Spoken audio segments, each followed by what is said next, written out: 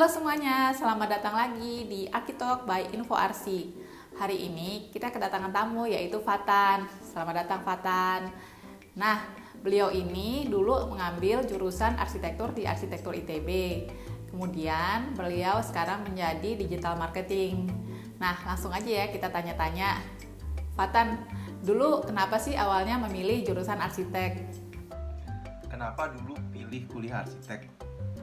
Karena keren aja sih kalau udah lulus pasti tanya kerja apa? Arsitek. Jadi ada gelarnya gitu kayak dokter. Dan kebetulan waktu itu maunya kuliah di ITB karena terinspirasi dari salah satu paman yang juga lulusan ITB. Syukur, alhamdulillah cita-citanya terwujud. Wah, syukur ya. Nah, pertanyaan selanjutnya, sesuai nggak sih bayangan sebelum dan setelah memasuki kuliah arsitektur? Sebenarnya nggak terlalu ngebayangin sih bagaimana kuliah arsitek sebelumnya. Karena kebetulan di rumah itu tidak ada yang berlatar belakang arsitek ataupun kesenian. Jadi waktu masuk kuliah arsitektur ITB itu ya udah nyebur aja langsung dan belajar banyak hal yang baru sih pastinya. Ya, menarik. Fatan ini kan dulunya mengambil kuliah S2 di Academy of Art University San Francisco. Kenapa sih pilih di sana dan kenapa pilih jurusan itu? Pilih kuliah di US pertama-tama memang karena cita-cita saya ingin meneruskan sekolah di Amerika Serikat. Dan kedua, kebetulan balik lagi ini karena terinspirasi oleh seseorang. Kali ini adalah bos pertama saya waktu masuk di dunia kerja. Jadi beliaulah yang menginspirasi dan menyemangati saya untuk meneruskan kuliah di Amerika Serikat karena berbagai kesempatan dan lain-lainnya yang harus saya coba dan saya ambil.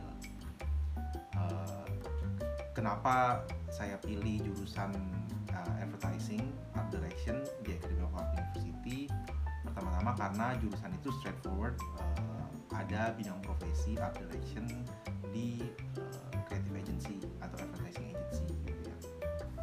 Nah, kenapa saya memilih jurusan itu? Karena sekali lagi waktu kuliah S1 di ITB itu saya agak bandel. Jadi saya sibuk foto, bikin film, bikin pertunjukan dan lain-lain. Jadi begitu saya masuk kerja pertama kali ketika lulus kuliah, saya kebetulan nyemplung di bidang advertising and marketing. Jadi di situ saya senang banget karena bertemu banyak orang dari berbagai bidang kreatif dan tentunya melibatkan ide-ide kreatif juga sama seperti arsitektur. Wah, menarik. Nah, ada bedanya nggak sih kuliah di Indonesia dan kuliah di luar negeri? Apa bedanya kuliah di Indonesia dan di luar negeri? Yang paling menonjol menurut saya adalah masalah praktek dan presentasi di kelas. Jadi di Amerika itu sangat menonjolkan sekali partisipasi siswanya di kelas. Jadi jangan harap tuh kalau di kelas diem aja, pasif, nggak ikutan jawab pertanyaan, dan cuma harapin untuk dapat nilai bagus di ujian akhir. Jangan harap nilai semester akhirnya itu akan jadi bagus, karena pasti akan jatuh. Nilai partisipasi di kelas itu kurang lebih sampai 50% dari total nilai yang akan kita dapat di akhir. Jadi seluruh siswa di kelas itu dituntut untuk ikutan berpartisipasi di diskusi, di pertanyaan yang ada di kelas. Jadi itu sebenarnya melatih bukan hanya komunikasi, tapi juga melatih kita untuk terus mengeluarkan ide dan memecahkan solusi atas suatu permasalahan. Iya, jadi bisa bangun karakter kita juga ya. Nah, kalau bedanya kerja di Indonesia sama kerja di luar negeri, itu apa? Apa bedanya kerja di Indo dan di luar negeri? Yang pertama-tama pastinya masalah uang ya, masalah pendapatan. Cuman saya nggak akan bahas itu.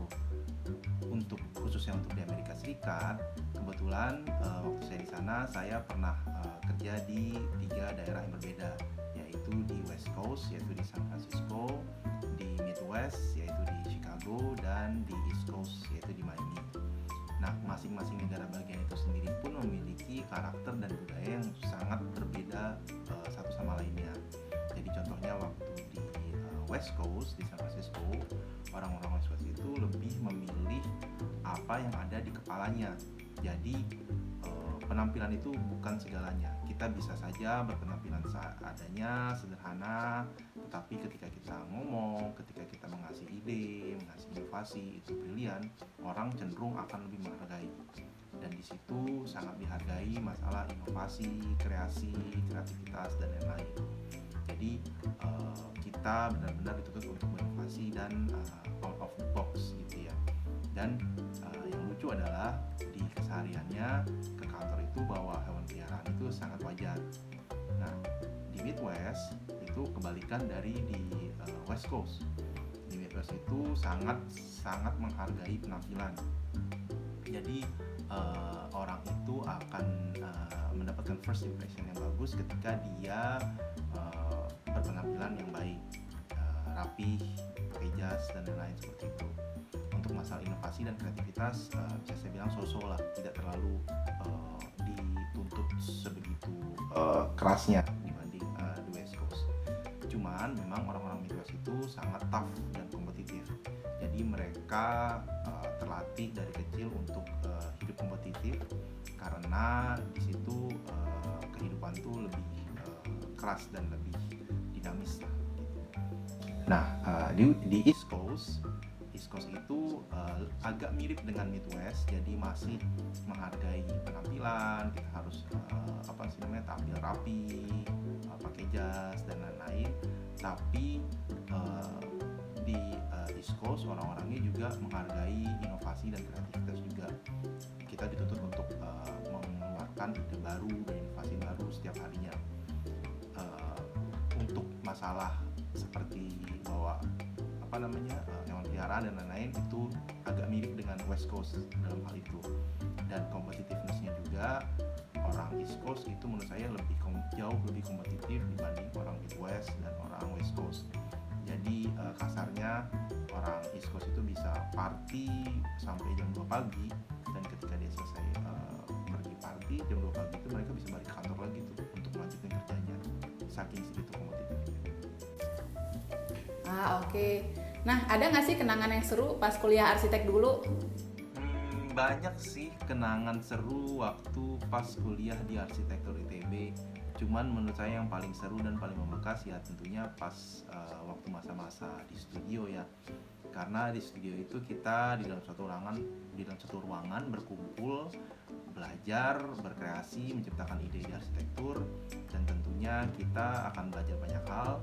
Dan yang paling menarik adalah bukan cuma belajar tentang arsitekturnya, tapi juga belajar tentang karakter dari masing-masing teman yang datang dari latar belakang dan budaya yang berbeda-beda. Iya. Nah, kalau misalnya kejadian lucu atau kejadian seru yang berhubungan dengan arsitektur ada nggak?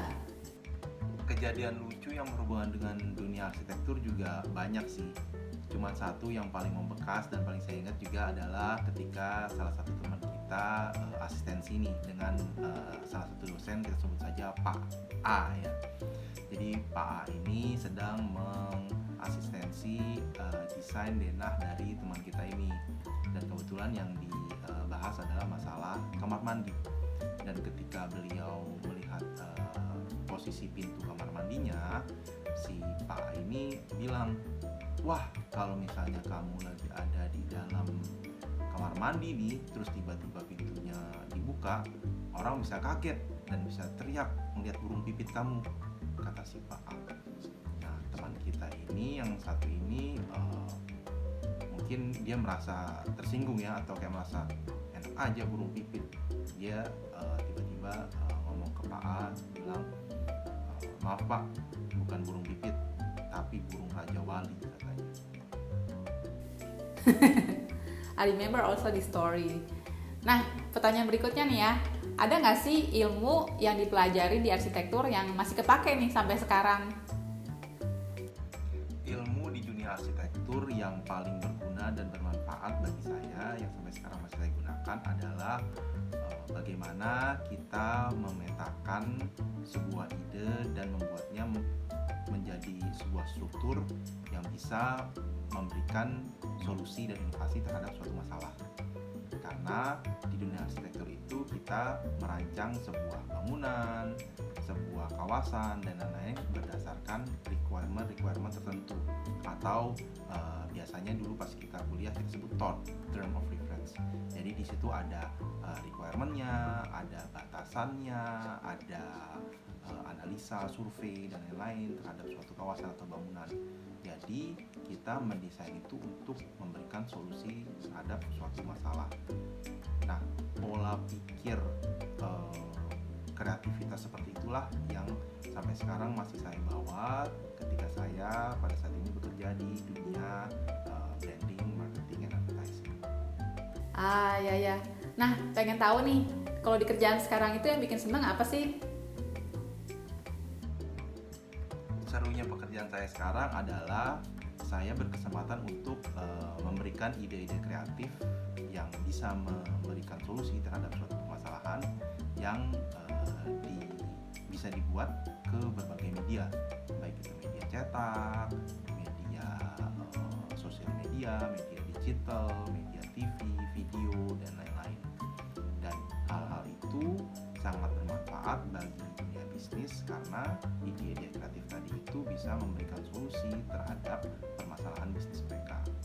Nah, mahalnya adalah ide-ide tersebut bukan hanya dapat memberikan solusi tapi juga dapat memberikan profit dan keuntungan terhadap sebuah perusahaan.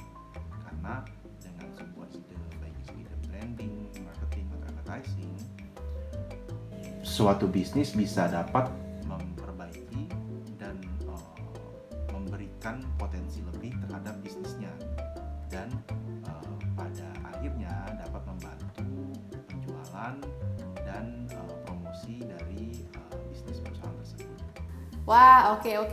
Thank you Fatan untuk waktunya, dan untuk semua juga yang udah dengerin, thank you semuanya. Jangan lupa like and subscribe ya. Thank you.